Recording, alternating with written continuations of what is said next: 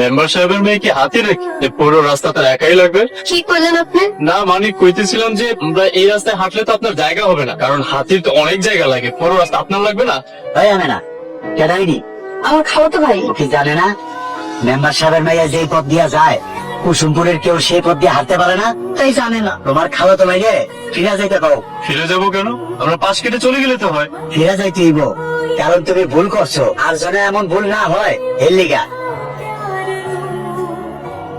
চলো আম্মা। ওনারা চলে গেল কেন? তাহলে এতক্ষণে হিনা এত কিছু হইলো, তুমি কিছু দেখো নাই? কই না তো। আচ্ছা ঠিক আছে, দেখো লাগবে না, চলো। খাইতে ভালো করে রাম।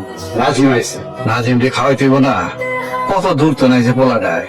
এইটুক বাজার রাইতে রান্না করে ফেলাইলে কাল দুপুরে ইমাম সাহেব কি খাওয়াইবেন? কালকা দুপুরে চিন্তা করুন।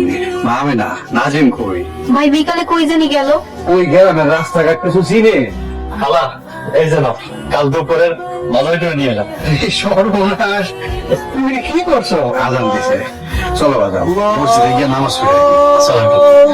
হ্যালো, আমি এখান থেকে উদয় করেছি। তুমি কি আমার উপরে ভরসা করছো? না খালা যান, এই দেখো কতগুলা বছর হইল না তোমার খালারে তোমাকে পরিবার পরিজন থেকে আলাদা করে রাখছি, আমার মাফ করে দিও। এইসব বলে আমার লজ্জা দিবেন না। যখন খালার মুখে শুনছি আপনি খালারে অনেক আদরে অনেক যত্নে রাখছেন। ভাই সব করে গোসল করতে তো সব দিয়ে দিতাম। আরে এই যে রে, গ্রামে এসে পুকুরে গোসল না করলে কি হয়? ঠিক হবে না? পুকুরে কি আমার ভাই শহর থেকে আইসে তো তাই পুকুরে গোসল করতে চাইছিল। মেম্বার সাহেবের মাইয়া গোসল করবো, বাইরে মেয়া এখান থেকে চলে যা। আপনাকে মেম্বার সাহেবের মাইয়ার কি এক পুকুর পানি লাগে নাকি গোসল করতে? ভালো লাগে। তার মানে আপনাকে মেম্বারের মাইয়া স্রোক হয়। তাই আপনি কি করলেন?